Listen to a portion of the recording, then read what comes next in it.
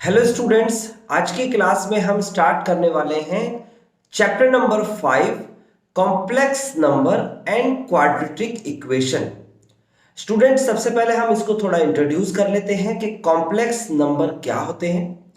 आपने 10th class तक students पढ़े होंगे रियल नंबर। आपने 10th क्लास तक रियल नंबर्स स्टडी किए होंगे और जो रियल नंबर्स आपने पढ़े हैं आपको पता है रियल नंबर होता है rational number plus irrational numbers.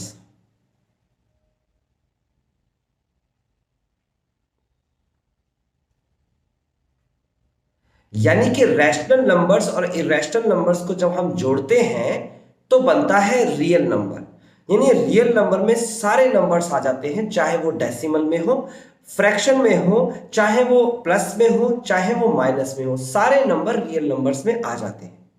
फिर ये कॉम्प्लेक्स नंबर कौन से नंबर्स हैं जो अभी रह गए हैं? तो स्टूडेंट्स, हम समझते हैं कॉम्प्लेक्स नंबर कहां से आए। देखिए, आप चाहे कोई सी भी इक्वेशन को सेटिस्फाई करें, उसके सॉल्यूशन को निकालें, वो सारे के सारे सॉल्यूशंस रियल नंबर से ही आया करते थे। जैसे कि अगर मैं एक बात कर लेता हूं लीनियर इक्वेशन लेकर, लीनियर इक्वेशन। अब स्टूडेंट्स, मैंने एक लीनियर इक्वेशन आपके सामने लिखनी है। यह है आपके पास x प्लस का 2 इज इक्वल टू 5 और आपसे क्वेश्चन पूछना है कि ये x की जगह पर कौन सी रियल वैल्यू लिखी जाए, यानी कि कौन सा नंबर रखा जाए ताकि ये लेफ्ट वाला साइड राइट वाले साइड के बराबर हो जाए। तो आप बड़े आसानी से इसका जवाब देंगे। आप कहेंगे सर x की जगह पर आप लिख दीजिए 3 प्लस 2 इज इक्वल टू 5 होता है और ये इक्वल भी आता है और ये इक्वेट करना ही हमारा काम होता है। यानी कि इस लीनियर इक्वेशन में अगर मैं कहूं सॉल्यूशन ऑफ दिस इक्वेशन, या फिर मैं कहूं रूट ऑफ दिस इक्वेशन, या फिर मैं बोलूं आपसे जीरोस ऑफ दिस इक्वेशन, तो आप कहेंगे sir x is equal to 3 is the solution of this linear equation. यानी कि एक लीनियर इक्वेशन का एक सॉल्यूशन आता है। और आपको यह पता होना चाहिए लीनियर इक्वेशन आइडेंटिफाई होती है जब डिग्री ऑफ वेरिएबल, यानी कि इस इक्वेशन की डिग्री जो है highest power of any variable, अगर 1 है तो वो लीनियर है, अगर 2 है तो वो क्वाड्रेटिक है। 1 के केस में तो आपको समझ में आता है। यानी कि लीनियर इक्वेशन तो सारे रियल नंबर को डिफाइन करती है, लेकिन प्रॉब्लम आती है क्वाड्रेटिक इक्वेशन के साथ। देखते हैं, जैसे कि मैं एक दूसरा क्वेश्चन आपके सामने लिख के देता हूं और वो क्वेश्चन है एक्स स्क्वायर माइनस का 1 इज इक्वल टू 0। अब मैं आपसे पूछना चाहता हूं कि भाई x की जगह पर ऐसा क्या लिखा जाए ताकि ये लेफ्ट साइड राइट साइड को सेटिस्फाई कर दे। आप बड़ी आसानी से बता सकते हैं सर x की जगह पर आप 1 भी रख सकते हैं और x की जगह पर आप -1 भी रख सकते हैं। दोनों की दोनों वैल्यूज जो है इसको सेटिस्फाई करती है। तो मैं पहले रख के दिखाता हूं आपको। यहां पर आ जाएगा 1 का स्क्वायर -1 जो कि आएगा 1 - 1, दिस इज 0। आप देख सकते हो इक्वल है ना। ये आपके सामने आएगा 0 इक्वल टू 0। अगर आप -1 रखोगे तो -1 का स्क्वायर -1, और आप जब इसे सॉल्व करेंगे तो -1 का स्क्वायर भी +1 होता है। स्टूडेंट, ये बात आपको पता होनी चाहिए। तो यहां हो जाएगा 1 - 1 is equal to 0 and this is 0। Okay, satisfied है। लेकिन प्रॉब्लम आती है जब आप इसे लिखते हो, एक क्वाड्रेटिक इक्वेशन ऐसे लिखते हो x square plus 1 equal to 0। अब मेरा क्वेश्चन आपसे स्टूडेंट ये है कि आप बताइए कि x की जगह पर ऐसा कौन सा रियल नंबर रखा जाए ताकि ये कंडीशन सेटिस्फाई हो। आप कहेंगे सर ऐसा कोई नंबर नहीं हो सकता, ऐसा कोई नंबर नहीं बना रियल नंबर जो कि x की जगह पर रखने पर सेटिस्फाई हो जाए। क्योंकि आप देखिए, अगर यहां प्लस की संख्या रखेंगे तो प्लस के साथ प्लस जुड़ेगा, 0 कभी नहीं आ सकता। अगर यहां पर आप माइनस की संख्या रखेंगे तो ये स्क्वायर इसे प्लस कर देगा, तब भी 0 नहीं आ सकता। ओके, अगर आप इसे सॉल्व करने जाओगे, जैसे कि आप x की वैल्यू अभी तक निकालना सीखे हैं तो सॉल्व करके देख लेते हैं। आप इस एक को राइट साइड में ले जाओगे तो x square is equal to -1 और x is equal to root of x is equal to आ जाएगा आपके सामने रूट ऑफ -1 प्लस माइनस में। तो प्रॉब्लम ये हो गई स्टूडेंट्स कि रूट के अंदर माइनस जब आप लिखते हो तो इसे तो अब तक हमने 10th स्टैंडर्ड तक तो नॉट डिफाइंड पढ़ा था। अब इसी रूट ऑफ -1 का एक नाम रखा जाएगा और यही जन्म होगा कॉम्प्लेक्स नंबर का यहां से जन्म होगा। इसका मतलब कोई ना कोई तो नंबर ऐसा होता होगा जो इसे सेटिस्फाई करे। तो बिल्कुल क्लियर है, x की जगह पर आप लिख सकते हो रूट ऑफ -1 का whole square plus 1 is equal to 0। आप देखेंगे कि रूट से स्क्वायर कैंसिल हो जाएगा, बचेगा क्या? -1 + 1 और -1 + 1 अगर सॉल्व करेंगे तो यहां पर आंसर आएगा 0। कंडीशन सेटिस्फाइड, यानी कि x की जगह पर रूट ऑफ -1 लिखा जाएगा। तो इसका मतलब ये है क्या? इसका एक नाम रखा गया, रूट ऑफ -1 का एक नाम रखा गया और उस नाम को बोलते हैं iota. This is the symbol of iota. ये आई की तरह बनता है, इंग्लिश अल्फाबेट के आई की तरह, और इसे बोलते हैं हम, यहां से जन्म होता है कॉम्प्लेक्स नंबर का। ये आयोटा है, रूट के अंदर माइनस इस बार आ जाएगा तो वो एक नई टर्म का इंट्रोड्यूस कराएगा और वो है कॉम्प्लेक्स नंबर। तो स्टूडेंट आपको समझ में आया, जब इक्वेशन सेटिस्फाई नहीं हो रही थी रियल नंबर से तो फिर जरूरत पड़ी एक नए नंबर की और वही नया नंबर बना complex number. Basically iota is equal to root of -1 होता है और रूट ऑफ -1 ही आपका रिप्रेजेंट करता है कॉम्प्लेक्स नंबर। ओके, छोटी सी बात ये समझ में आ गई। अब देख लेते हैं इसमें इसने क्या कहा है। देखिए यहां पर पढ़ेंगे तो आपको समझ में आएगा। यहां लिखा इन अर्लियर क्लासेस, यानी पिछली क्लासेस में, we have studied linear equations in 1 and 2 variables and quadratic equations in 1 variable. ये हमने पढ़ा था। We have seen that equation x² + 1 = 0, जो मैंने अभी एग्जांपल दिया है वही एग्जांपल यहां लिखा हुआ है। x² + 1 = 0 has no real solution. Okay, x² + 1 = 0 gives x² = -1 and square of every real number is non-negative. So we need to extend the real number. अब हमें जरूरत है कि हम एक्सटेंड करें रियल नंबर को। रियल नंबर के आगे भी कोई नंबर होते हैं, उनको जानें। तो यहां पर कहता है system to a large system so that we can find solution of the equation. इस इक्वेशन का सॉल्यूशन मिल जाएगा हमें। कहते हैं in fact the main objectives is to solve the equation like ax² + bx + c = 0 where d is equal to b² - 4ac << 0। आपने पढ़ा होगा स्टूडेंट ये फॉर्मूला, डिस्क्रिमिनेशन कहते हैं इसे। इसमें आपने पढ़ा होगा कि जब d जो है बड़ा होता है या बराबर होता है 0 के तो वो रियल रूट होता है, लेकिन अगर d छोटा होता है 0 से, यानी नेगेटिव आ जाता है, तो रूट के अंदर तो नेगेटिव नहीं होगा। फॉर्मूला हमारे सामने होता है x = -b ± root of b² - 4ac लिख लो या फिर d लिख लो स्टूडेंट। तो यहां पर अगर रूट के अंदर माइनस आ जाए तो नॉट डिफाइंड होता है, तो यहां कहते हैं यहां पर नॉट रियल रूट, और इसे यहीं छोड़ देते थे। 10th में तो यही पढ़ते थे। अब नॉट रियल रूट्स का भी सॉल्यूशन मिल गया है और वो है कॉम्प्लेक्स नंबर। तो कॉम्प्लेक्स नंबर जो है वो रियल नंबर से बड़ा होता है, यानी कि अभी तक सारे नंबर्स जो है, चाहे वो रैशनल हो चाहे वो इरेशनल हो, सारे के सारे रियल नंबर में आते थे। अब कॉम्प्लेक्स नंबर एक ऐसा नंबर है जिसमें रियल नंबर भी आता है, रियल नंबर भी कॉम्प्लेक्स नंबर है। Okay, clear. आगे बढ़ जाते हैं, थोड़ी सी टर्म्स को समझते हैं और फिर इसको साथ साथ पढ़ते हैं। देखिए अगर मैं बात करता हूं कॉम्प्लेक्स नंबर को कैसे लिखा जाता है, तो यहां पर मैं लिख के दिखा देता हूं आपको। ये देखिए यहां पर मैं लिख के दिखाता हूं कॉम्प्लेक्स नंबर को हम लिखेंगे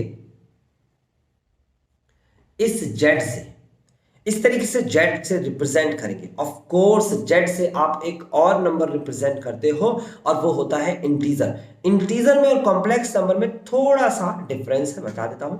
इंटीजर वाला जेड ऐसे मिलता है, बिल्कुल सीधा बनता है, और कॉम्प्लेक्स नंबर वाला थोड़ा सा लहरा के बना देना। हालांकि आप सीधा भी बना दोगे कोई फर्क नहीं पड़ने वाला, लेकिन जनरली ऐसे बना देना ज्यादा बेहतर रहेगा, दोनों में फर्क दिख जाएगा, है ना।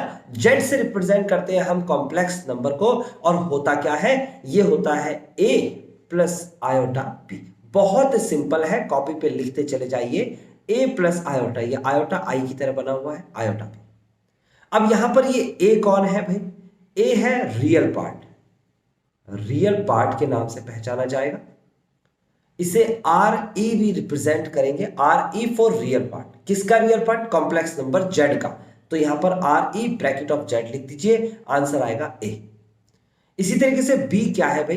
बी है आपके सामने इमेजिनरी पार्ट। Imaginary part. अब स्टूडेंट्स ये इमेजिनरी पार्ट क्या है भाई? इमेजिनरी पार्ट जो आयोटा के साथ मल्टीप्लाई में होगा उसे हम इमेजिनरी पार्ट के नाम से पहचानेंगे। इसे आई एम जेड भी लिखेंगे, I m for imaginary part is equal to p है। अब यहां पर ये जो सिंबल बना हुआ है इसे आयोटा कहते हैं, IOTA, आयोटा। तो स्टूडेंट आप समझ गए कॉम्प्लेक्स नंबर को कैसे लिखा जाएगा, और इसे कहते हैं हम स्टैंडर्ड फॉर्म। Standard form. तो स्टैंडर्ड फॉर्म क्या होती है आपको समझ में आ गया? क्लियर है? ओके, क्लियर है आपको कि स्टैंडर्ड फॉर्म हम कैसे लिखते हैं? हम कॉम्प्लेक्स नंबर की स्टैंडर्ड फॉर्म ऐसे लिखते हैं, real part plus iota imaginary part, ये स्टैंडर्ड फॉर्म है। अब मैंने कहा था सारे के सारे रियल नंबर कॉम्प्लेक्स नंबर होते हैं, जैसे कि 5 एक रियल नंबर है। अगर मुझे कॉम्प्लेक्स नंबर में इसे रिप्रेजेंट करना होगा तो मैं लिखूंगा 5 प्लस का 0 आयोटा।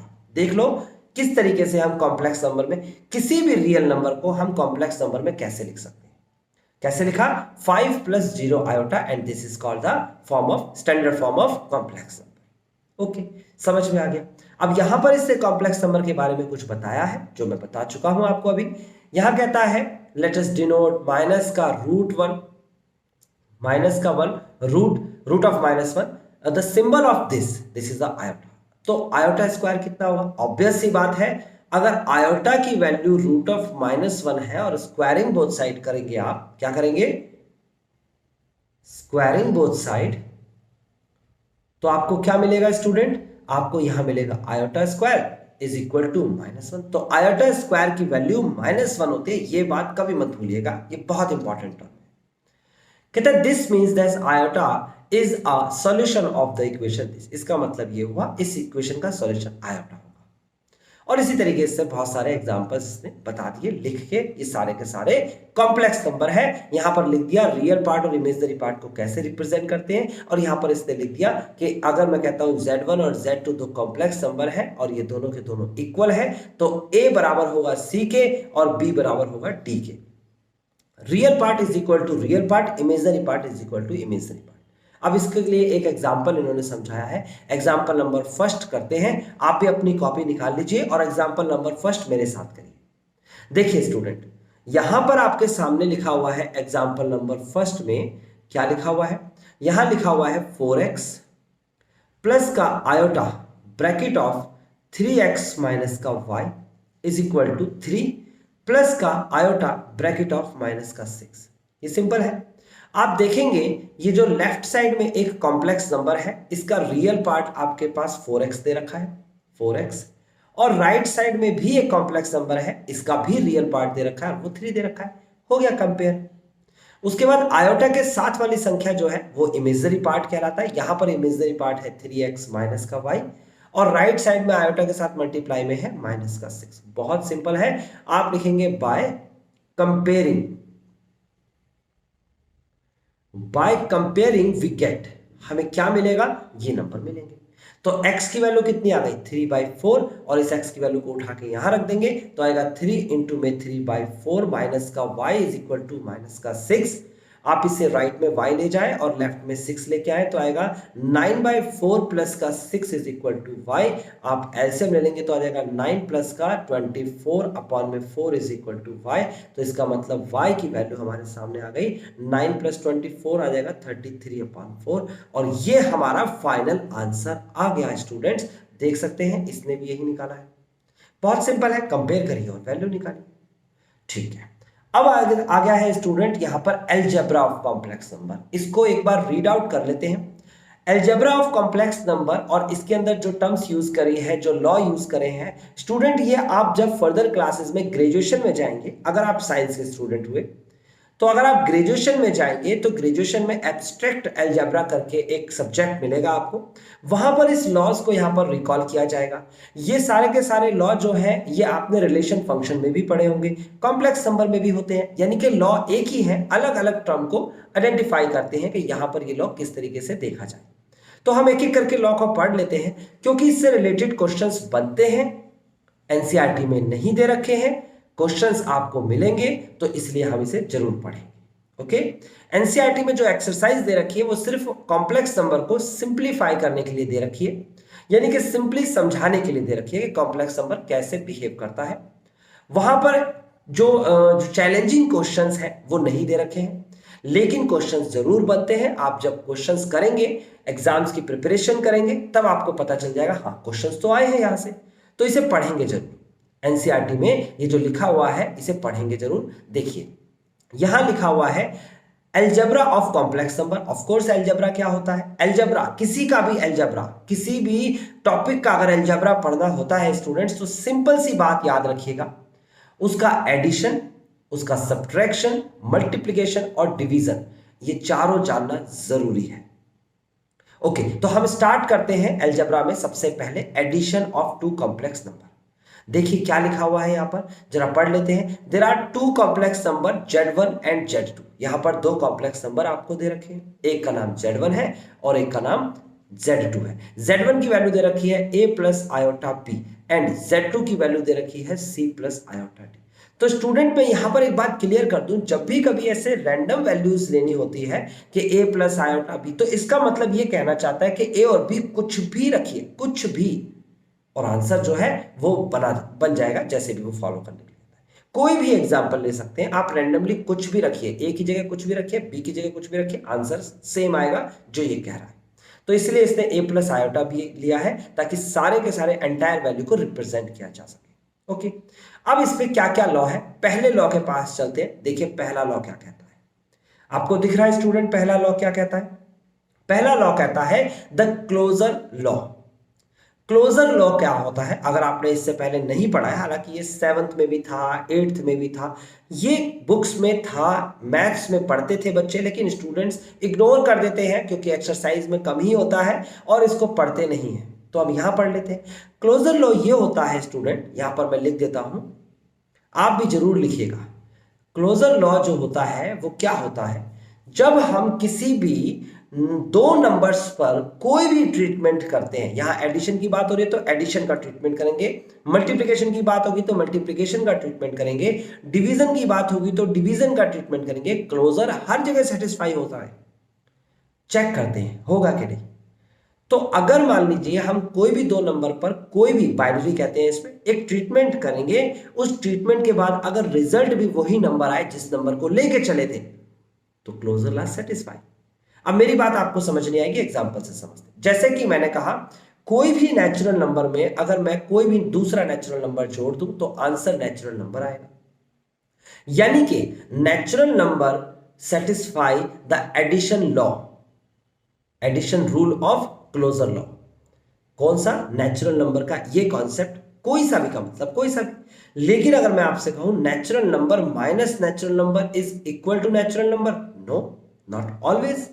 कैसे भला? आपको मैं एग्जांपल देके बताता हूं। जैसे 4 एक नेचुरल नंबर है और 6 भी एक नेचुरल नंबर है, दोनों को घटाया, घटाने के बाद आंसर -2 आया and -2 is not equal to the natural number. तो स्टूडेंट आपको बात समझ में आई मैं क्या कहना चाहता हूं? ये जो माइनस वाला जो कंडीशन है यहां पर इस पार्टिकुलर केस में, यानी कि नेचुरल नंबर के केस में, उसने क्लोजर लॉ को सेटिस्फाई नहीं करा, लेकिन प्लस यानी एडिशन ने क्लोजर लॉ को सेटिस्फाई कर दिया। In the case of natural number अगर मैं कहता हूं इंटीजर माइनस इंटीजर, तो integer minus integer is equal to integer, of course integer ही आएगा भाई। इंटीजर्स पॉजिटिव भी होते हैं, नेगेटिव भी होते हैं। तो अगर 4 एक इंटीजर है, उसमें से 6 एक दूसरा इंटीजर घटा दिया, तो जो रिजल्ट आएगा वो एक इंटीजर होगा। -2 इज एन इंटीजर। तो बात समझ में आई? इस तरीके से जैसे natural number, integer, real number को हम क्लोजर लॉ के अकॉर्डिंग चेक कर रहे हैं, यहां पर आपको कॉम्प्लेक्स नंबर चेक करना है। तो यहां पर यह कहता है कि अगर दो कॉम्प्लेक्स नंबर को हम जोड़ते हैं Z1 प्लस Z2, तो जो रिजल्ट में आएगा वो एक कॉम्प्लेक्स नंबर आना चाहिए। अगर कॉम्प्लेक्स नंबर आ जाता है तो क्लोजर लॉ सेटिस्फाई होता है। तो यहां पर हम कहेंगे यस ऑफ कोर्स हमेशा आएगा भाई। आप चेक कर लो, एग्जाम्पल इसने ये दे ही रखा है, आप कोई और एग्जाम्पल ले लो। चलो मैं अपनी तरफ से एग्जाम्पल ले लेता हूं, 3 प्लस का 4 आयोटा। अब देखो 4 आयोटा लिखो या फिर आयोटा 4 लिखो, एक ही बात है, आप जिसमें कंफर्टेबल हो आप उसी तरीके से लिखेंगे। ओके, प्लस का अगर मैं लिखता हूं 2 प्लस आयोटा, इन दोनों को जोड़ना है। तो देखो रियल के साथ रियल जुड़ जाएगा तो आ जाएगा आपके पास 5, और इमेजनरी के साथ इमेजनरी जुड़ जाएगा तो आ जाएगा आपके पास 5 आयोटा। अब देखो एक कॉम्प्लेक्स नंबर में दूसरा कॉम्प्लेक्स नंबर जोड़ा तो रिजल्ट में कॉम्प्लेक्स नंबर ही आएगा। एक और एग्जांपल ले लेते हैं, मैंने लिखा 2 प्लस का आयोटा प्लस का 3 माइनस का आयोटा। अब आप देखोगे 2 में 3 जोड़ेंगे तो 5 आएगा और आयोटा से आयोटा कैंसिल हो गया तो यहां पर कुछ नहीं बचा, 5 बचा। तो मैंने आपको बताया था कि अगर कोई भी रियल नंबर होता है वो एक कॉम्प्लेक्स नंबर भी तो होता है। तो यस कॉम्प्लेक्स नंबर, तो यानी कि ये जो है आपके सामने एक कॉम्प्लेक्स नंबर आया। पहला कॉम्प्लेक्स नंबर अगर जोड़ते हैं दूसरे कॉम्प्लेक्स नंबर के साथ तो आंसर में एक कॉम्प्लेक्स नंबर ही आता है। तो क्लोजर लॉ सेटिस्फाई, ये बात आपको बताई जा रही है, इससे रिलेटेड कोई क्वेश्चन नहीं है, बट क्लोजर लॉ याद रखना, ये टर्म कठिन लग सकती है अगर आपने नहीं पढ़ी होगी तो। अब हम चलते हैं नेक्स्ट यानी कि कम्यूटेटिव लॉ के पास। आप सबसे पहले इसे एक बार रीड आउट कर लो, फिर मैं इसे रब कर देता हूं, देन उसके बाद चलते हैं हम नेक्स्ट इस एक एक करके सारे लॉस के पास। अब आपके सामने है दूसरा लॉ जिसका नाम है कम्यूटेटिव लॉ। ये नाम भी आपने जरूर सुना होगा, भूल जरूर गए होंगे आप, लेकिन कम्यूटेटिव लॉ क्या होता है इसको भी एक बार देख लेते हैं। क्लोजर लॉ हम समझ चुके हैं, कम्यूटेटिव लॉ कहता है, क्या कहता है भाई कम्यूटेटिव लॉ? पहला लॉ क्या था? पहला था द क्लोजर लॉ, दूसरा लॉ जो हमारे सामने है वो क्या है? The commutative law.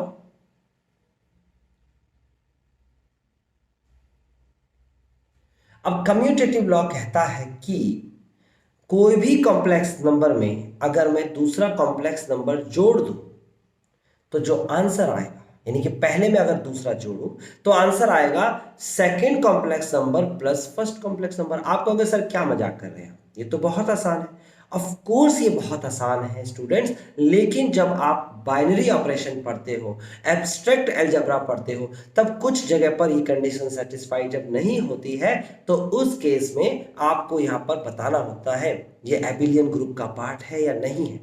फिलहाल अभी उसकी चर्चा नहीं करेंगे, उस स्टैंडर्ड पे आप नहीं है, तो इसलिए आप एक एक करके सिर्फ इस प्रॉपर्टीज को पढ़ लीजिए।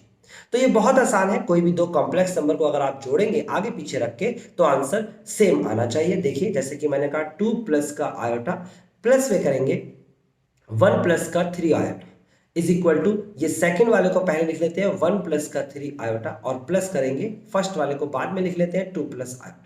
हम सॉल्व कर लेते हैं, 2 प्लस 1 3 होता है, प्लस 3 और 1 अगर जोड़ेंगे तो हो जाएगा 4 iota is equal to 1 plus 2 को ऐड करेंगे 3 प्लस का 3 प्लस 1 को ऐड करेंगे 4 आयोटा, दोनों इक्वल है तो कम्यूटेटिव लॉ सेटिस्फाई।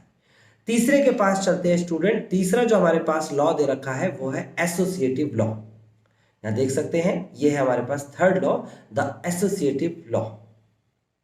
हम इसको लिखेंगे द एसोसिएटिव लॉ। अब स्टूडेंट ये एसोसिएटिव लॉ जो हमारे सामने, ये क्या कंडीशन लेके आया है? कहता है अगर Z1 प्लस Z2 को हम ऐड करते हैं और इसमें ऐड कर लेते हैं हम Z3 तो बराबर होगा Z1 bracket of Z2 plus Z3। Addition की बात हो रही है, याद रखना ये एडिशन की बात हो रही है, एडिशन की। अभी मल्टीप्लिकेशन की बात भी होगी, मल्टीप्लिकेटिव लॉ भी होते हैं, ये तो एडिटिव लॉ है। तो यानी कि दो कॉम्प्लेक्स नंबर को अगर हम जोड़ते हैं और जो आंसर आएगा उसमें तीसरा कॉम्प्लेक्स नंबर जोड़ते हैं तो यहां पर सेकंड और थर्ड को जोड़ने के बाद जो आंसर आएगा उसमें फर्स्ट को अगर जोड़ेंगे सेम ही आएगा। ऐड करके देख लेते हैं, तो मैंने आपको ऐड करके दिखाना है। यहां पर लिखना है 2 प्लस का आयोटा प्लस और उसके बाद जोड़ देना है इसमें दूसरा कॉम्प्लेक्स नंबर 1 प्लस का 2 आयोटा और इसमें जोड़ देना है आपको तीसरा कॉम्प्लेक्स नंबर और लिख देना 3 प्लस का आयोटा। ये मैंने लिख दिया। अब आपको क्या करना है, सिंपली जोड़ना है और ये फर्स्ट की वैल्यू जो थी वो फर्स्ट की ऐसे लिखनी है 2 प्लस आयोटा, फिर प्लस का निशान, फिर ब्रैकेट लगाइए, फिर 1 प्लस का 2 आयोटा एंड देन प्लस का 3 प्लस आयोटा। मैंने जो कंडीशन थी उसी फॉर्म में लिख दिया। अब लिखने के बाद सॉल्व कर लेते हैं, तो पहले इसे सॉल्व करते हैं तो क्या हो जाएगा, देखो 2 प्लस 1 कितना होता है 3 प्लस का iota plus 2 iota is equal to 3 iota. पहले इसे जोड़ दिया, फिर इसे जोड़ना है प्लस का 3 plus iota is equal to, यहां पर इसको ऐसे ही कॉपी लिख लेंगे, कर लेंगे 2 प्लस आयोटा प्लस इसको जोड़ेंगे 1 प्लस 3 कितना होता है 4 प्लस 2 प्लस 1 कितना होता है 3 आयोटा। अब इसे जोड़ते हैं, 3 + 3 6 और 3 + 1 4 आयोटा। यहां पर इसे जोड़ेंगे तो 2 + 4 6 और 1 + 3 4 आयोटा, इक्वल आ गया, यानी एसोसिएटिव लॉ सेटिस्फाई। यहां तक की बात भी क्लियर हो गई। अब स्टूडेंट आते हैं हम फोर्थ पे। फोर्थ इंपॉर्टेंट है, फोर्थ और फिफ्थ इंपॉर्टेंट है, आइडेंटिटी और inverse. Additive identity, additive inverse, multiplicative identity, multiplicative inverse. इस पर क्वेश्चंस भी बनते हैं और स्टूडेंट फंस भी जाते हैं और वो कहते हैं कि हमने तो एनसीईआरटी में पढ़ा ही नहीं, क्योंकि एनसीईआरटी में आपने सिर्फ एग्जांपल्स करे होंगे या फिर आपने एक्सरसाइज की होगी, और मोस्टली तो एक्सरसाइज ही करते हैं। तो एक्सरसाइज करेंगे तो यहां पर कोई भी लॉ नहीं पढ़ा जाएगा। अभी फिलहाल आपके एग्जाम में मिलेगा तो आप कॉन्फिडेंट होंगे कि हमें पता है एडिटिव आइडेंटिटी क्या होती है। देखिए यहां पर दे रखा है the existence of additive identity. अब एडिटिव आइडेंटिटी क्या होती है उसको समझेंगे, लेकिन उससे पहले मैं आपको एक बात बताया था जो इसमें नहीं लिखी हुई है कि आइडेंटिटी जब भी आपको दिख जाए तो उसको ई से रिप्रेजेंट करते हैं। एक स्टैंडर्ड फॉर्म है, फर्स्ट चैप्टर में भी आपको इस 12th क्लास के, जब आप 12th क्लास करोगे, अभी नहीं, 12th क्लास के फर्स्ट चैप्टर में भी आपको ये आइडेंटिटी ई से रिप्रेजेंट करते हुए दिखाएंगे रिलेशन एंड फंक्शन। तो ई से आइडेंटिटी को स्टैंडर्ड फॉर्म में रिप्रेजेंट करते हैं, ये याद रखना। इसने नहीं लिखा, हम मान लेते हैं। ओके, फिलहाल आगे बढ़ते हैं। एडिटिव आइडेंटिटी मैंने कहा चौथा नंबर लिखिए, कॉपी पर जरूर लिखिएगा। क्या लिखा है? The existence of additive identity।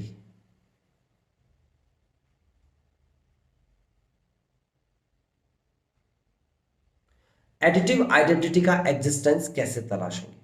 यहां पर आपको क्या करना होता है, आइडेंटिटी में क्या करना है वो आपको समझना है। कहता है एक कॉम्प्लेक्स नंबर में किसी दूसरे कॉम्प्लेक्स नंबर को जोड़ना है और आंसर वही कॉम्प्लेक्स नंबर आना चाहिए। This is the basic concept of additive identity. याद रखना, एडिटिव आइडेंटिटी की बात कर रहा हूं। आइडेंटिटी का कॉन्सेप्ट यह है कि ऐसी कौन सी वैल्यू रखी जाए, यहां जो वैल्यू रखी जाए उसे ही कहते हैं आइडेंटिटी। अब इसे आइडेंटिटी बोलते हैं जो यहां रखा जाए, और इसी को रिप्रेजेंट करेंगे हम ई से। यानी ई की वैल्यू क्या होगी, अगर मैं इसको सिंपल शब्दों में लिखूं तो ऐसे लिखूंगा कि एनी कॉम्प्लेक्स नंबर प्लस का identity is equal to the same complex number. तो ऐसा क्या रखूं एडिटिव आइडेंटिटी में? अरे भाई आप बिल्कुल क्लियरली समझ चुके हैं सर, ई की जगह पर जीरो रख दीजिए। किसी भी कॉम्प्लेक्स नंबर को अगर मैं जीरो से ऐड कर दूं तो आंसर वही कॉम्प्लेक्स नंबर आएगा। And you know the zero complex number, zero complex number, zero complex number represent by 0 + iota 0, इससे रिप्रेजेंट करते हैं। सिंपल है, जीरो कॉम्प्लेक्स नंबर में रियल पार्ट भी जीरो होता है और इमेजिनरी पार्ट भी जीरो होता है। तो अगर मैं किसी भी कॉम्प्लेक्स नंबर, जैसे कि अगर एग्जांपल के तौर पर मैं कहूं 2 + का 3 आयोटा में जोड़ दूं 0 + का 0 आयोटा, तो आंसर क्या आएगा? आंसर देख लेते हैं क्या आता है। तो देखो 2 के साथ 0 को ऐड करेंगे 2 आएगा, प्लस 3 आयोटा के साथ 0 को ऐड करेंगे तो 3 आएगा। तो वही कॉम्प्लेक्स नंबर वापस आ गया कि नहीं आ गया? बिल्कुल आ गया भाई। तो यहां पर ई की वैल्यू क्या हुई? मैंने बताया ई की वैल्यू 0। याद रखना है ई बोलते हैं यहां पर ई। इसने क्या लिखा है इसको भी पढ़ लेते हैं। कहता है there exist a complex number 0 + iota 0 called the additive identity or the zero complex number such as every complex number of z plus का z0, z + 0 is equal to z। ये कंडीशन याद रख लीजिए, आपको समझ में आ जाएगा। इसने लिख ही दिया है, आपने भी कॉपी पे लिख लिया है और बहुत अच्छे से समझ में आ गया। And the last but not least, क्योंकि आगे भी इसकी आइडेंटिटीज चलेंगी, फिलहाल यहां पर लास्ट है। और लास्ट में क्या दे रखा है? अगर आइडेंटिटी के बाद आता है तो क्या नंबर आता है? मैंने बताया इस क्वेश्चन से हमने आइडेंटिटी निकाल लिया, आइडेंटिटी एलिमेंट निकाल लिया। This is called identity element, और वो आया हमारा यहां पर 0। एडिटिव आइडेंटिटी की बात हो रही है यहां पर, ठीक है। मल्टीप्लिकेटिव आइडेंटिटी अलग होती है, मैं बार बार मेंशन कर रहा हूं, कोई कंफ्यूजन ना हो स्टूडेंट्स, एग्जाम में कंफ्यूज हो जाओगे आप एडिटिव आइडेंटिटी वाली कंडीशंस को मल्टीप्लिकेटिव आइडेंटिटी में लगा दोगे, दोनों में डिफरेंस है, अभी मैं बताने वाला हूं और क्लियर भी करूंगा। यहां पर देखिए 5वें नंबर की जब बात करते हैं तो the existence of additive inverse, additive inverse. अब स्टूडेंट इनवर्स की फॉर्म क्या होती है? एडिटिव भी होता है, मल्टीप्लिकेटिव भी होता है। एडिटिव इनवर्स क्या होता है? कहता है कोई भी कॉम्प्लेक्स नंबर में अगर हम दूसरा कॉम्प्लेक्स नंबर जोड़ते हैं, I don't know the complex number, तो जो आंसर आना चाहिए ना वो आना चाहिए ई। अब कहोगे सर ई कहां से आया, तो मैं बता देता हूं। ई मतलब द एडिटिव आइडेंटिटी, अगर ये एडिटिव इनवर्स है तो, यानी कि अगर एक कॉम्प्लेक्स नंबर में कोई दूसरा कॉम्प्लेक्स नंबर जोड़ेंगे, यहां पर कॉम्प्लेक्स नंबर आएगा, कॉम्प्लेक्स नंबर, अगर यहां पर कोई दूसरा कॉम्प्लेक्स नंबर जोड़ते हैं तो जोड़ने के बाद आंसर जो है वो आइडेंटिटी आना चाहिए। इस क्वेश्चन की बात करें, जो अगर हम एडिटिव की बात करें, तो इसमें ऑलवेज आइडेंटिटी एलिमेंट 0 होना है, ऑलवेज। तो इसका मतलब यह हुआ कि अगर हम बात करते हैं किसी भी कॉम्प्लेक्स नंबर में ऐसा कौन सा दूसरा कॉम्प्लेक्स नंबर जोड़ दें कि आंसर 0 आ जाए, तो आप कहोगे सर बहुत आसान है, हम यहां पर उसी कॉम्प्लेक्स नंबर का नेगेटिव जोड़ देते हैं, नेगेटिव नेगेटिव से मल्टीप्लाई करके जोड़ देते हैं तो आंसर 0 आ जाएगा, आप देख सकते हो। तो यहां पर यही समझाया है, to every complex number z we have the complex number minus a plus iota minus b, यानी कि रियल पार्ट का और इमेजिनरी पार्ट का नेगेटिव कर दो, और उसे जब जोड़ेंगे हम, देखो जब जोड़ेंगे तो आंसर क्या आएगा, 0 आएगा। और 0 कहां से आया, एडिटिव आइडेंटिटी से आया, यह बात याद रखना। ओके, तो आपने 5 प्रॉपर्टीज, बेसिक प्रॉपर्टीज समझ ली, और इसे बहुत जरूरी था समझना, ये डिफरेंस करना भी जरूरी था कि एडिटिव आइडेंटिटी क्या होती है। मैं फिर से रिपीट करता हूं, any number, complex number plus 0 is equal to, तो 0 इज द आइडेंटिटी एलिमेंट, यानी कि इसे कहेंगे एडिटिव आइडेंटिटी एलिमेंट। और अगर कहता हूं इनवर्स क्या होता है, तो सर जी इनवर्स होता है एनी कॉम्प्लेक्स नंबर प्लस दूसरा कोई complex number is equal to e मतलब यहां पर है 0। ओके, आगे बढ़ जाते हैं। Difference of two complex number, student ये तो बहुत आसान है, दो नंबर्स को जोड़ते हैं, दो नंबर को घटाते हैं। जोड़ने के लिए प्रॉपर्टीज दी है, घटाने के लिए नहीं दी है, हम नहीं पढ़ेंगे। यहां पर दो नंबर्स को अगर हम घटाते हैं तो देखो Z1 माइनस Z2 जब हम करेंगे तो जैसे जोड़ते थे उसी सेंस में करेंगे और आंसर निकाल लेंगे। यहां एक नई बात यह बताई है कि Z1 माइनस Z2 का आंसर अगर Z है, यानी कि घटाने के बाद कोई कॉम्प्लेक्स नंबर, तो Z2 माइनस Z1 का आंसर माइनस Z होगा। सिंपल सी बात है, आगे पीछे कर देंगे तो अगर ये पॉजिटिव का आया है तो ये नेगेटिव का आएगा। देखो आपके सामने है, आप देख सकते हो बिल्कुल क्लियर। एक एग्जांपल इन्होंने दिया है कि अगर 6 प्लस का 3 आयोटा को घटाएंगे, क्या कहां घटाएंगे, 2 माइनस आयोटा से, तो आप घटाने के बाद आंसर जब निकालेंगे तो आंसर आएगा 4 प्लस का 4 आयोटा।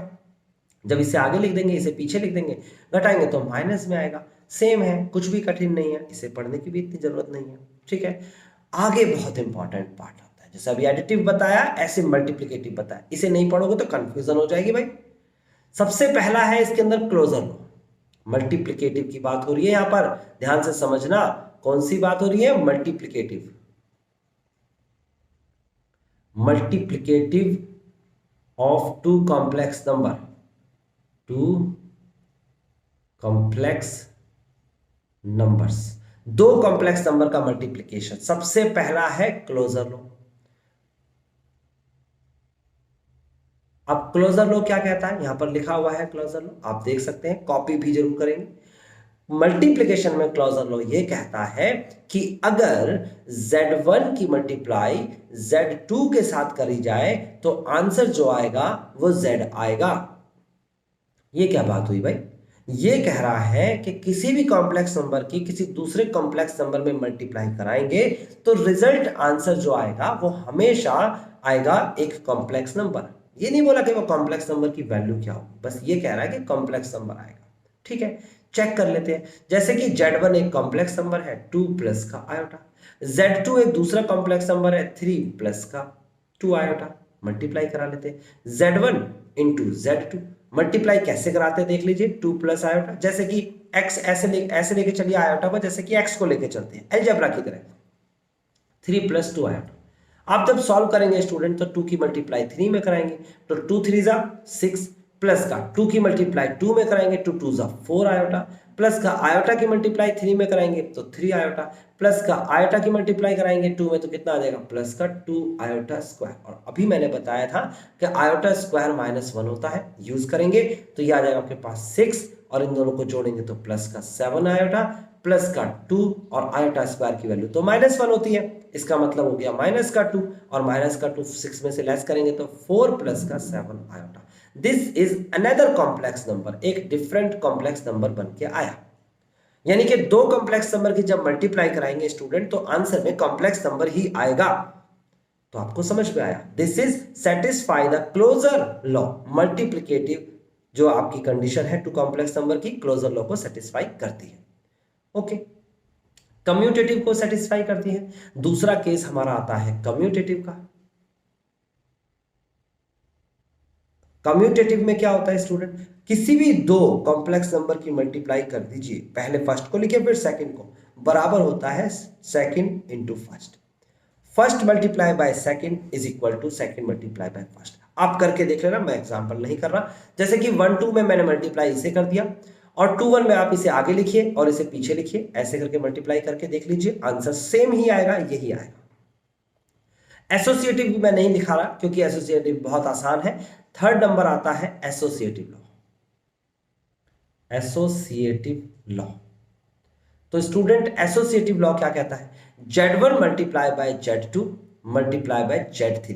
अगर हम सॉल्व करेंगे तो पहले इन दोनों की मल्टीप्लाई करा दीजिए फिर Z3 की कराइए। ऐसे ही पहले Z1 लिखिए फिर multiply by Z2 into Z3। मतलब यह हुआ कि पहले 1 2 की मल्टीप्लाई करिए, फिर जब आंसर आ जाए तो आप उसके आंसर की मल्टीप्लाई 3 के साथ करिए। यहां पर 2 3 की मल्टीप्लाई पहले करिए, जो आंसर आ जाए उसकी 1 के साथ मल्टीप्लाई करिए। स्टूडेंट अगर दोनों इक्वल सेम सिचुएशन आ जाती है तो एसोसिएटिव लॉ होगा, और होगा हमेशा इक्वल आएगा, यानी कि एसोसिएटिव को भी फॉलो करता है। अब ये 3 टर्म्स हैं, इसमें से 2 बहुत इंपॉर्टेंट है, यहां स्टूडेंट्स कंफ्यूज होते हैं, तो मैं पहले इन दोनों को क्लियर करूंगा। सबसे पहला नाम आता है आइडेंटिटी और दूसरा आता है इनवर्स। इसमें कंफ्यूजन हो जाती है स्टूडेंट्स को, एडिटिव आइडेंटिटी और मल्टीप्लिकेटिव आइडेंटिटी दोनों में फर्क है, नाम से रिप्रेजेंट कर रहा है, देख सकते हैं आप। ये देखो स्पेसिफिक बोला है इसने, आप भी ध्यान रखना, यहां पर बोलेंगे मल्टीप्लिकेटिव आइडेंटिटी और वहां पीछे बोला था एडिटिव आइडेंटिटी। यहां मल्टीप्लिकेटिव आइडेंटिटी ये कहता है कि किसी भी कॉम्प्लेक्स नंबर के साथ अगर मल्टीप्लाई कराऊं एक पार्टिकुलर आइडेंटिटी की, I don't know the identity, यहां पर मल्टीप्लिकेटिव है तो मल्टीप्लाई हो रहा है और यह है आइडेंटिटी, ऐसी संख्या की मल्टीप्लाई कराऊं कि आंसर में वही कॉम्प्लेक्स नंबर आ जाए। तो आप कहेंगे बड़ा आसान है सर, ये तो अब हमने देख भी लिया है, यहां पर क्या लिखेंगे, यहां पर जो क्वेश्चन मार्क है उसकी जगह पर मैंने क्या बोला था, z इंटू में e बराबर में z, और e is denoted by the identity. e का स्टैंडर्ड फॉर्म है, e से रिप्रेजेंट करते हैं, आप e लिख सकते हैं। तो यहां पर e की वैल्यू 1 आ जाएगी। देखो अगर किसी भी कॉम्प्लेक्स नंबर की मल्टीप्लाई 1 के साथ कराएंगे तो ऑब्वियस सी बात है वही कॉम्प्लेक्स नंबर आएगा। किसी भी कॉम्प्लेक्स नंबर को जोड़ेंगे अगर 0 के साथ तो वही कॉम्प्लेक्स नंबर आएगा। तो एडिटिव और मल्टीप्लिकेटिव में बिल्कुल क्लियर होना चाहिए, कोई डाउट नहीं होना चाहिए स्टूडेंट्स। ठीक है, e की वैल्यू 1 आ गई।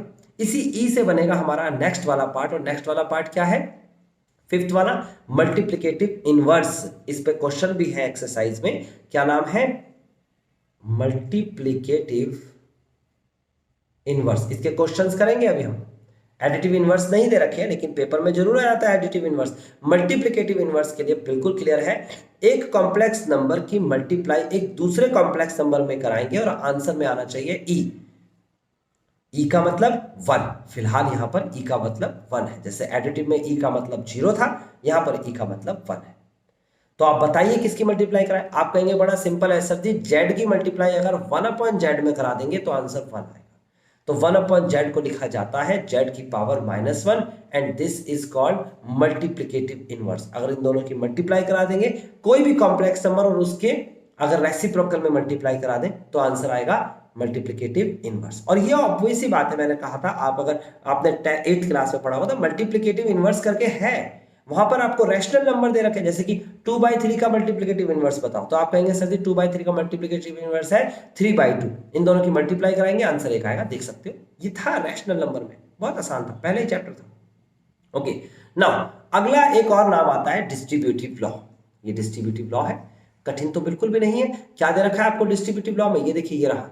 इसमें आपको सिंपल सा एक कंडीशन दे रखी है कि अगर Z1 multiply by Z2 Z3 होगा तो मल्टीप्लाई करके इन दोनों की मल्टीप्लाई Z1 Z2 और Z1 Z3 कर देंगे, और ये डिस्ट्रीब्यूट कर दिया आपने, अलग अलग कर दिया। ठीक है, हमें ये डिस्ट्रीब्यूशन आ गया, सीख लिया हमने, और भी कुछ कठिन नहीं है इसमें। मेन जो पार्ट था वो ये था कि एडिटिव एडिटिव और मल्टीप्लिकेटिव आइडेंटिटी और इनवर्स। स्टूडेंट ये मेन है, इसे कॉपी पे जरूर लिखना और बिल्कुल क्लियर भी करना। ना क्लियर हो तो जो मैंने अभी अभी बताया उसे दोबारा देखिए वीडियो को और क्लियर करिए, ताकि इस एग्जाम में कोई कंफ्यूजन ना हो। इससे रिलेटेड क्वेश्चंस आते हैं। ओके, आगे है division of complex number. Division तो बहुत सिंपल सा पार्ट है। अगर कभी भी डिवाइड कर रहे होंगे कॉम्प्लेक्स नंबर को, जैसे कि ये दे रखा है Z1 divide by 1/Z2, multiplicative वाला रूल ही लग जाएगा। कैसे लगेगा अभी सॉल्व करेंगे डिवाइड भी, ठीक है। फिर आता है पावर ऑफ आयोटा। तो पावर ऑफ आयोटा के लिए सिर्फ 4 पावर आप बेसिकली याद कर लीजिए। लिखिए जल्दी से। पहले नंबर पे लिखिए iota is equal to root of -1। दूसरे नंबर पे लिखिए iota square is equal to -1। देखो दोनों पे स्क्वायर कर दिया। तीसरे नंबर पे लिखिए आयोटा क्यूब। अब स्टूडेंट आयोटा क्यूब को लिख सकते हैं आयोटा का स्क्वायर इनटू में आयोटा लिख सकते हैं। तो आयोटा क्यूब की वैल्यू आ गई। देखो आयोटा स्क्वायर की वैल्यू थी हमारे पास -1, तो -1 इंटू आयोटा यानी कि माइनस आयोटा हो जाएगा। माइनस का आयोटा, ध्यान से लिख लीजिए, आयोटा क्यूब बराबर माइनस आयोटा होता है। चौथे में लिख लीजिए आयोटा की पावर 4 इज इक्वल टू, इसे लिख सकते हैं आयोटा स्क्वायर इंटू में आयोटा स्क्वायर, इसे लिख सकते हैं आयोटा स्क्वायर इंटू में आयोटा स्क्वायर। तो स्टूडेंट अभी मैंने बताया आयोटा स्क्वायर की वैल्यू क्या है, -1 है, तो यहां भी -1, यहां भी -1 लिखिए। तो ये आ जाएगा आयोटा की power 4 is equal to -1 into -1, तो आयोटा की power 4 is equal to 1 into -1। तो आप ये 4 टर्म्स जो है इसका इस्तेमाल हम क्वेश्चंस में करेंगे। लिख लीजिए आयोटा बराबर माइनस का √1, iota square -1, iota cube minus iota और आयोटा की पावर 4 1। स्टूडेंट ये आप लिख लीजिए जल्दी से। ओके, अब आगे बढ़ जाते हैं। आगे आपके सामने क्या है, the square root of the negative real numbers. अगर नेगेटिव रियल नंबर्स का स्क्वायर रूट करेंगे तो क्या होगा, तो मैं आपको बता देता हूं स्टूडेंट्स। जैसे कि हमने अभी सीखा है, मैंने कहा iota square is equal to क्या होता है, -1 होता है। आपको पता है आयोटा की वैल्यू क्या होती है, रूट ऑफ -1 का स्क्वायर करेंगे आंसर -1 आएगा। रूट से स्क्वायर कट गया, -1 इज इक्वल टू -1। लेकिन अगर किसी स्टूडेंट ने कहा माइनस का रूट ऑफ -1 का स्क्वायर करेंगे तो भी तो आंसर सेम आएगा। ऑफ कोर्स स्टूडेंट, माइनस का स्क्वायर करेंगे तो प्लस हो जाएगा और आयोटा से रूट कट गया, माइनस का 1 हो जाएगा। फाइनली आंसर आएगा -1 इज इक्वल टू -1। इसका ये मतलब हुआ कि अगर मैं स्क्वायर रूट ऑफ -1 बोलता हूं तो उसके 2 आंसर आएंगे। स्टूडेंट देखो, एक आएगा आयोटा और एक आएगा माइनस आयोटा। माइनस आयोटा भी पैरेलली वैसे ही आंसर आएगा।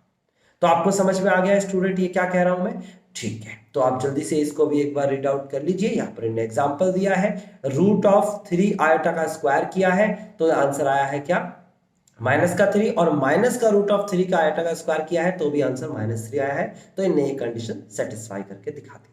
ओके, आगे बढ़ जाते हैं और अब हम पढ़ते हैं आइडेंटिटी। स्टूडेंट्स आइडेंटिटी में क्या करना है, देखिए आइडेंटिटी में आपके सामने लिखा हुआ है, आइडेंटिटी वही आइडेंटिटीज है जो आपने पढ़ी है, a प्लस बी का whole square is equal to a square plus b square plus 2ab। वही सेम कॉम्प्लेक्स नंबर है, a की जगह पर Z1 Z2 आ गया, b की जगह पर।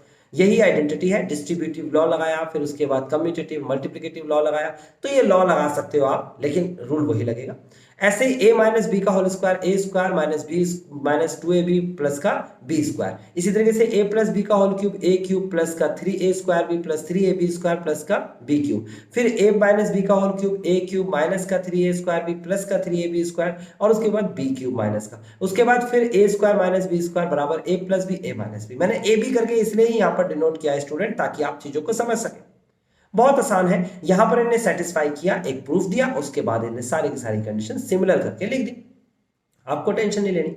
अब हम चलते हैं एग्जांपल्स के पास और आज की क्लास में हम फर्स्ट एक्सरसाइज से पहले के सारे एग्जांपल्स करेंगे। तो तैयार हो जाइए स्टूडेंट। सबसे पहले वीडियो को पॉज करें और पॉज करने के बाद पहला ये जो आपका एग्जाम्पल हो चुका है, दूसरा जो एग्जाम्पल है ये खुद से ट्राई करें। आफ्टर दैट जब आपसे ये नहीं होगा तब मैं करूंगा। तो जल्दी से वीडियो पॉज करें और खुद से ट्राई करें क्या आंसर आएगा इसका। आई होप स्टूडेंट्स आपने ट्राई किया होगा। चलिए आप मेरे साथ साथ देखते चले जाइए। अगर आपका आंसर थोड़ा मैच नहीं किया या इसके तरीके को आप समझ नहीं पाए तो मेरा आंसर देख लीजिए। सेकेंड एग्जाम्पल का फर्स्ट क्वेश्चन है, कहता है एक्सप्रेस करके दिखाओ a प्लस आयोटा बी या b आयोटा, एक ही बात होती है, स्टैंडर्ड फॉर्म में एक्सप्रेस करके दिखाओ। आपको दे रखा है यहां पर क्या, आपको कॉम्प्लेक्स नंबर दे रखा है -5 iota bracket of and then 1/8 iota. जैसे आप x के साथ ट्रीटमेंट करते थे ना, एल्जेब्रिक ट्रीटमेंट, सेम वैसे ही करना है। आयोटा को ये मान के चलो ये x लिखा हुआ है, बस एक्स स्क्वायर की वैल्यू नहीं होती थी, आयोटा स्क्वायर की वैल्यू होती है -1 बस। तो -5 की मल्टीप्लाई 1/8 में कराएंगे, आंसर माइनस का 5/8 आएगा।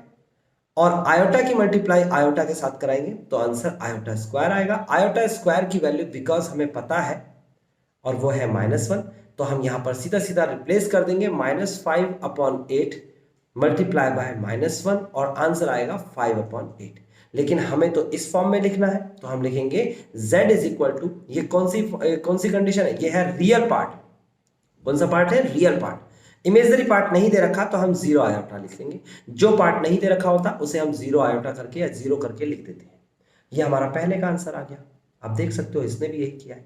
दूसरे का आंसर देख लेते हैं। सेकंड जो पार्ट है हमारे पास, उसमें दे रखा है माइनस का आयोटा और फिर 2 आयोटा और उसके बाद -1/8 आयोटा का होल क्यूब।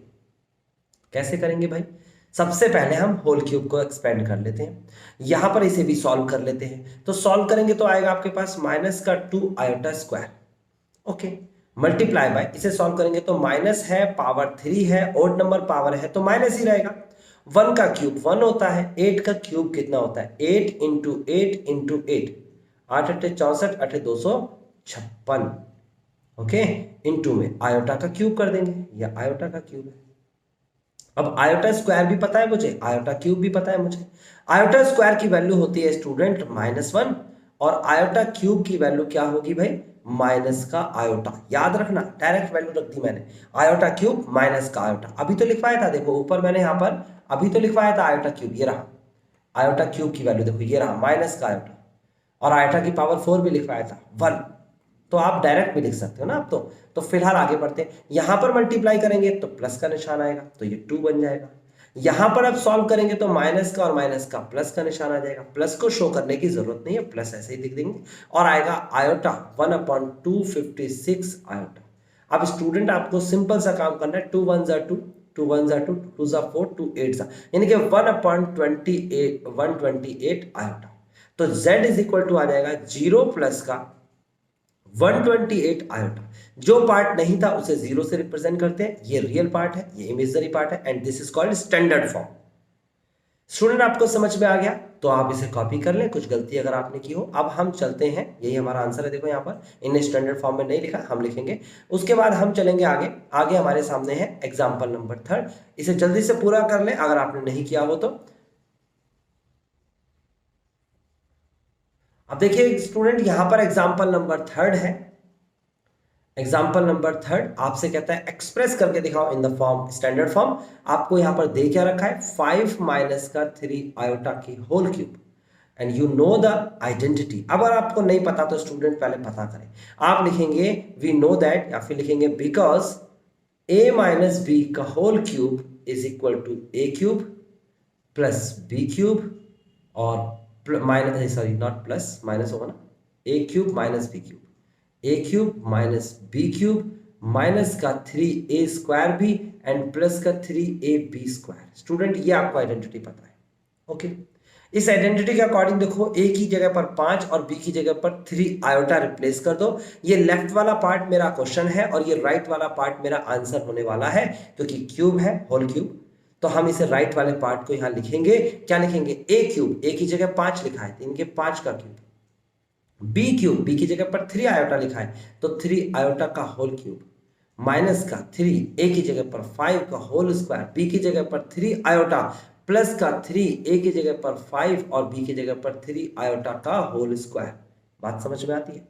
अब इसे सॉल्व करेंगे। 5 का क्यूब इज इक्वल टू 125 होता है, 3 का क्यूब 3 3 होते हैं 27, 27 आयोटा का क्यूब होता है, आयोटा सही से लिख लेना आयोटा को, माइनस का, फिर उसके बाद देखिए 5 5 जा 25 और 3 3 जा 9 and 25 multiply by 9 is equal to 225, 225, 25 में 225 है ना, 250 225, ठीक है। उसके बाद आयोटा आ जाएगा, उसके बाद प्लस का निशान आएगा, फिर उसके बाद 3 3 9 होते हैं और 5 3 15 होते हैं, और 15 निमे 144, 15 निमे 144 से 15 निमे 135, 135, ओके, और यहां पर आ जाएगा आयोटा की power 2।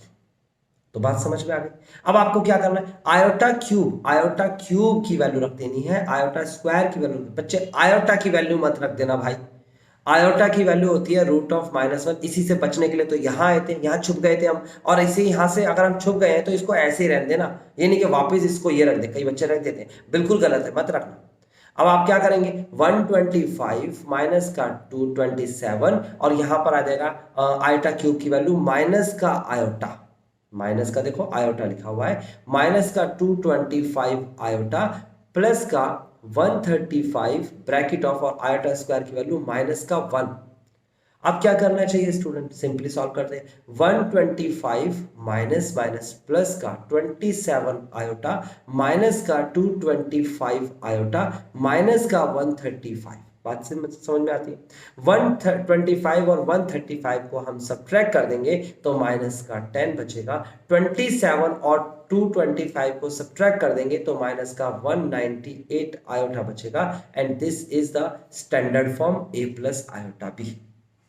Real part a is equal to -10, imaginary part b is equal to minus का 198 आप लिख सकते हो। ओके, तो समझ में आ गया, थोड़ा ट्रिकी था लेकिन समझ में आएगा।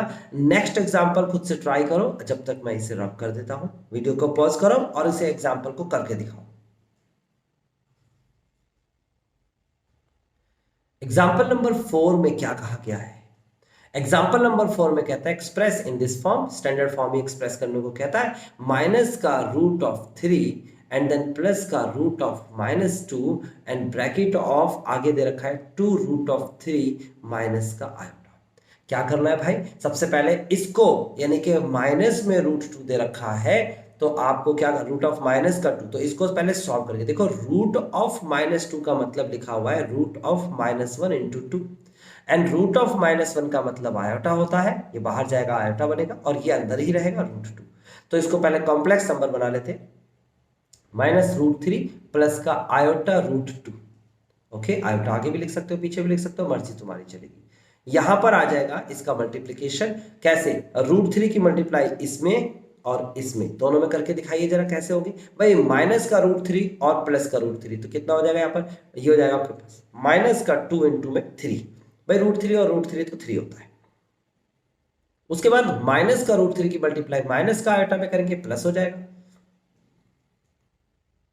उसके बाद यहां पर मल्टीप्लाई करेंगे कितना हो जाएगा, ये हो जाएगा आपके पास प्लस का 2, पहले 2 लिखेंगे, फिर √2 की मल्टीप्लाई √3 में करेंगे √6 आ जाएगा और आयोटा भी आएगा। फिर मल्टीप्लाई करेंगे इसकी तो कितना आ जाएगा, माइनस का √2 आयोटा। आगे बढ़ जाते हैं तो आगे आपके सामने है, यहां पर आयोटा और आयोटा स्क्वायर होगा, सॉरी आयोटा स्क्वायर की वैल्यू आप जानते हैं, ये आ जाएगा माइनस का 3 दूनी 6 और प्लस का इन दोनों में से आयोटा कॉमन ले लेंगे, बचेगा √3 √3 आयोटा क्यों बचेगा, √3 बचेगा ना।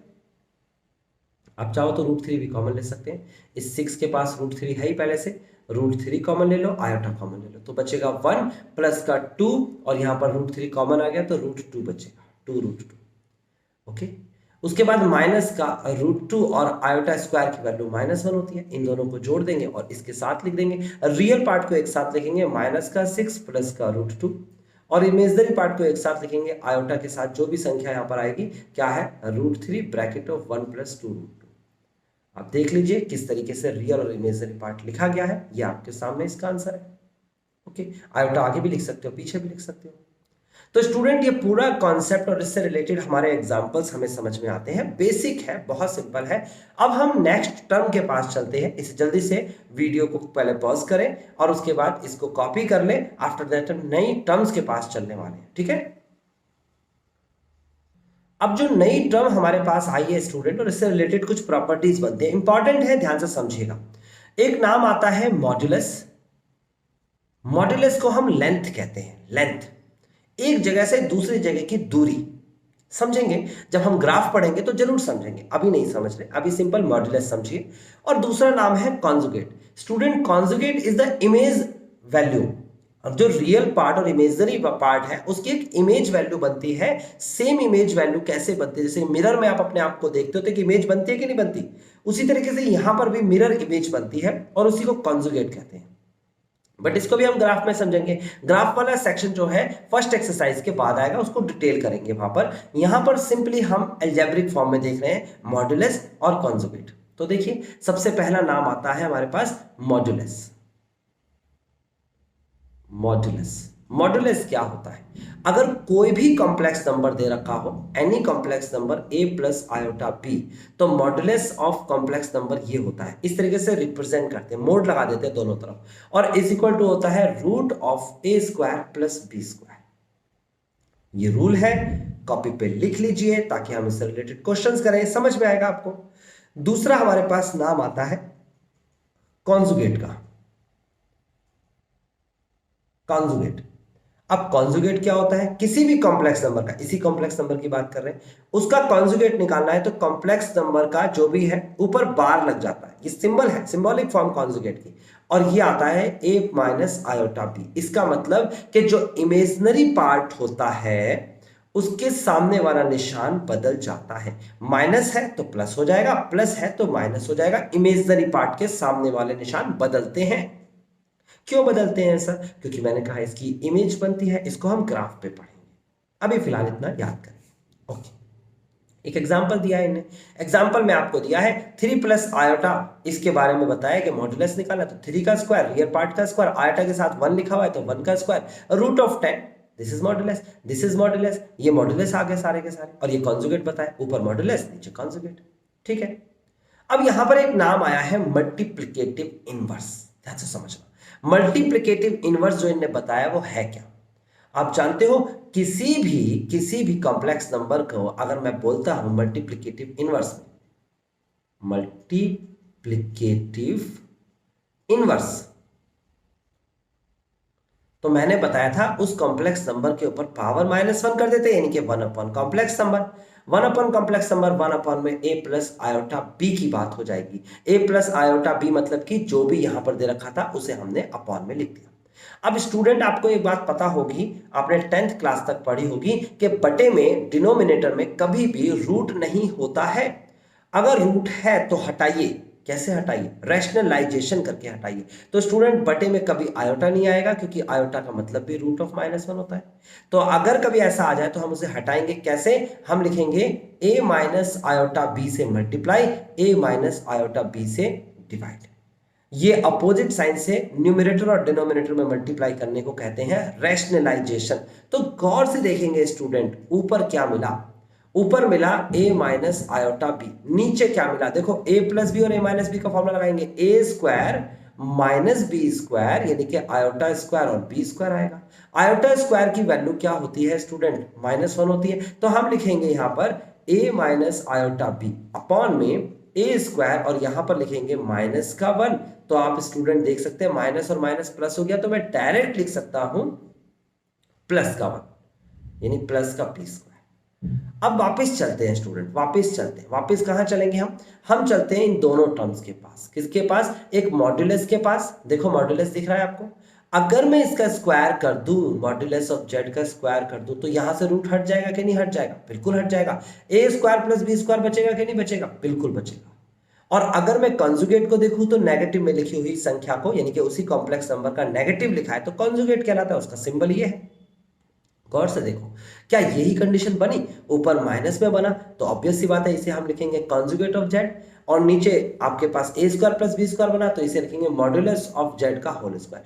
तो एक नई टर्म इंट्रोड्यूस हुई, एक नई प्रॉपर्टी इंट्रोड्यूस हुई, उसे ध्यान से समझिएगा कि अगर कभी आपसे पूछा जाता है find the multiplicative inverse,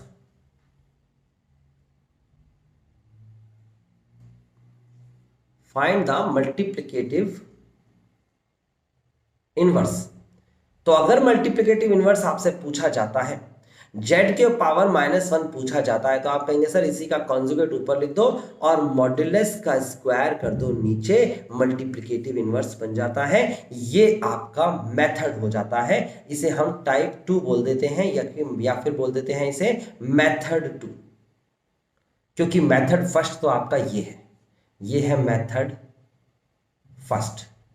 method first तो ये सिंपल, इसको रैशनलाइज करो, सॉल्व करो, आंसर आएगा। मेथड सेकंड में डायरेक्ट रूल लगा दो। दोनों मेथड है, दोनों में से कोई सा भी यूज कर सकते हो।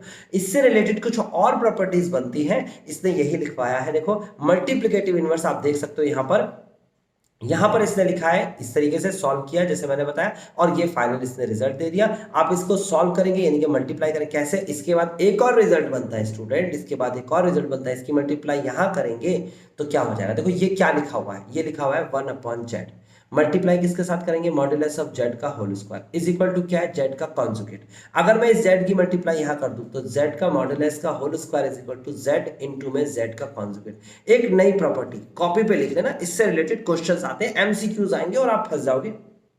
लिख लो कि अगर कोई भी कॉम्प्लेक्स नंबर और उसके कॉन्जुगेट की अगर मल्टीप्लाई कराते हैं तो आंसर मॉड्यूलस का होल स्क्वायर बनता है।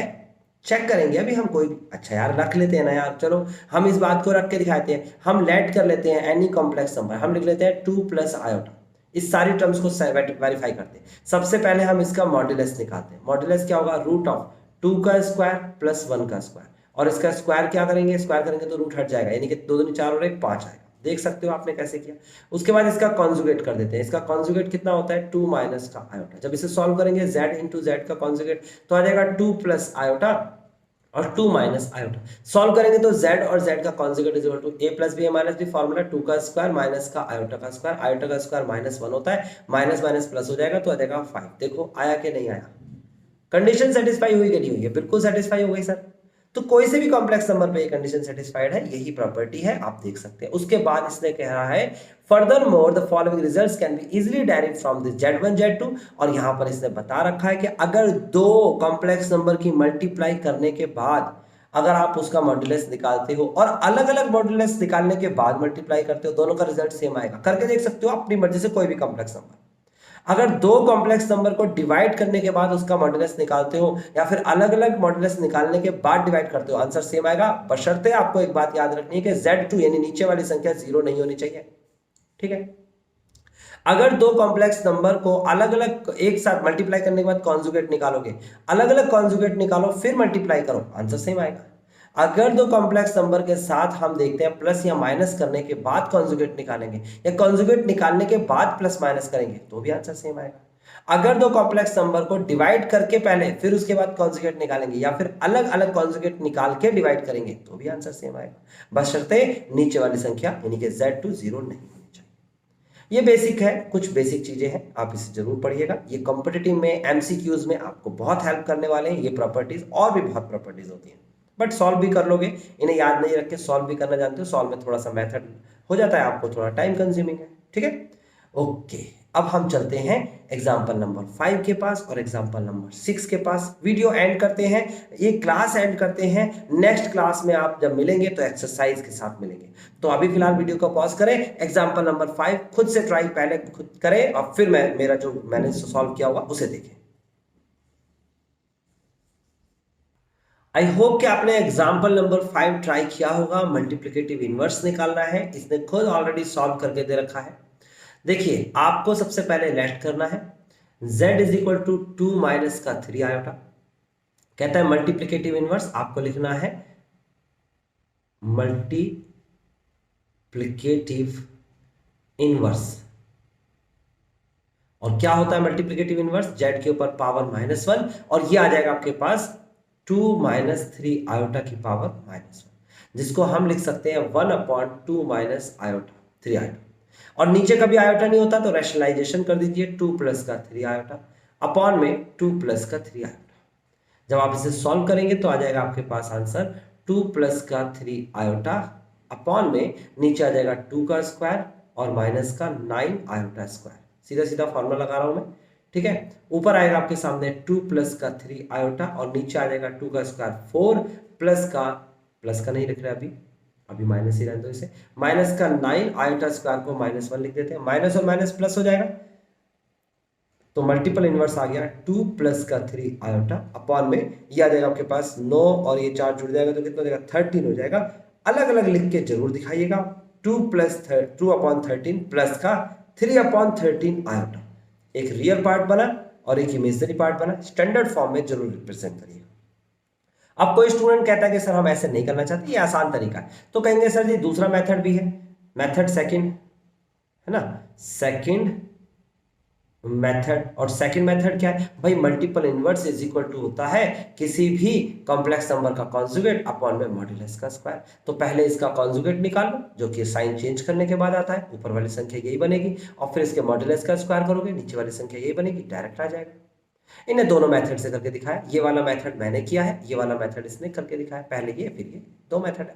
ओके, आगे बढ़ जाते हैं। देखिए एग्जांपल नंबर 6 की बात कर लेते हैं। Express the following in the form of this, तो इस फॉर्म में एक्सप्रेस करना है, अभी कर देते हैं एक्सप्रेस। बहुत आसान है, आपको रैशनलाइज करना है और एक्सप्रेस करके दिखाना है। देखो कैसे करेंगे, मैं यहां पर इसे लिखता हूं एग्जाम्पल नंबर 6।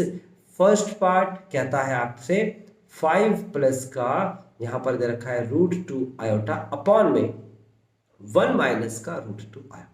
आपको एक्सप्रेस करना है इस फॉर्म में, तो आप क्या करेंगे, पहले रैशनलाइज कर दीजिए। 1 प्लस का √2 आयोटा अपॉन में 1 माइनस प्लस का √2 आयोटा, अपोजिट साइन से अपोजिट साइन से ऊपर और नीचे मल्टीप्लाई डिवाइड, रैशनलाइजेशन कहते हैं इसे। जब सॉल्व करेंगे तो कैसे करेंगे, 5 की मल्टीप्लाई 1 में कराएंगे, 5 की मल्टीप्लाई √2 में कराएंगे, तो आंसर कितना आएगा, आएगा 5 प्लस का 5 √2 आयोटा।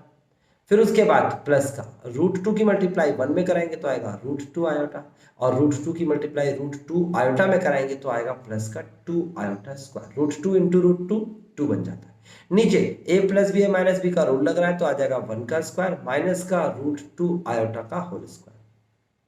ऊपर आ जाएगा 5 प्लस का 5 √2 और 1 √2 ऐड करेंगे तो 6 √2 आयोटा आएगा, प्लस का 2 आयोटा स्क्वायर की वैल्यू -1 होती है, यहां पर आ जाएगा 1 और माइनस का √2 का स्क्वायर 2 होता है, आयोटा स्क्वायर की वैल्यू हो जाएगी आपके पास, लिख देता हूं -1 होगी। ये हो जाएगा 5 और ये हो जाएगा प्लस का 6 √2 आयोटा, माइनस माइनस प्लस हो जाएगा 2 अपॉन में, प्लस माइनस माइनस होगा ना भाई, प्लस माइनस माइनस हो जाएगा, और ये आ जाएगा आपके पास 1 माइनस का 2 आयोटा स्क्वायर -1 होता है, यहां पर माइनस माइनस प्लस होगा, 5 में से 2 घटाएंगे तो 3 आएगा, प्लस का 6 √2 आयोटा आएगा, नीचे 2 और 1 जोड़ेंगे तो 3 आएगा, अलग अलग कर देंगे तो आ जाएगा 3 अपॉन में 3 प्लस का 6 √2 अपॉन में 3 iota, then final answer 1 plus का 2 √2 iota. This is the final answer, real part 1, imaginary part 2 √2। इसने भी यही किया है क्या, 1 और 2 √2, बिल्कुल सही है। अब जल्दी से वीडियो को पॉज करें और इसका सेकंड पार्ट और लास्ट क्वेश्चन इस वीडियो का आप करके दिखाएंगे, जल्दी से करके दिखाइए।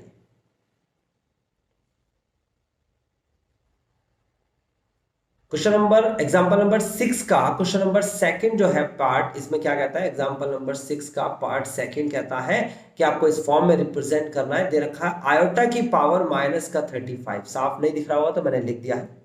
सबसे पहले क्या करेंगे, माइनस है तो इसे अपॉन में लिख देते हैं, आयोटा की पावर 35। अब आप देखिए कोई भी आयोटा की पावर दे रखी हो, ध्यान रखना ये बात, क्वेश्चन भी आएगा इससे रिलेटेड। देखो ये दे रखा है, ये दे रखा है, कभी भी आपको यहां पर आयोटा की पावर इवन नंबर है तो कोई प्रॉब्लम ही नहीं है, ओड नंबर है तो पहले इसे कन्वर्ट करिए। देखो कैसे, इसे आप लिखेंगे आयोटा की पावर 34 इंटू आयोटा, यानी कि एक पावर अलग कर दो और इवन पावर अलग कर दो।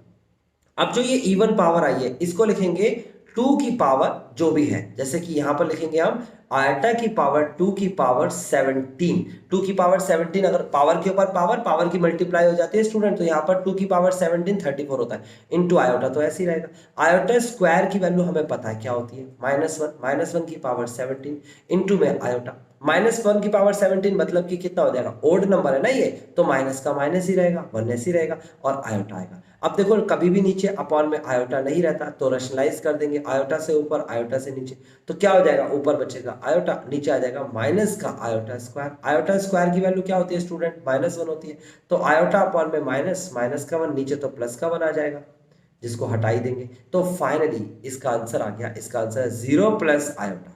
0 plus iota is the standard form, a की वैल्यू 0 और बी की वैल्यू 1, इससे सिर्फ आयोटा लिखा है, मैं ऐसे लिख के दिखाऊंगा पूरा। तो स्टूडेंट आपको समझ में आ गया, ये एक्सरसाइज आपके लिए है। आप इस एक्सरसाइज 5.1 जिसके अंदर क्वेश्चन 14 तक दे रखे हैं, एक एक ट्राई करेंगे।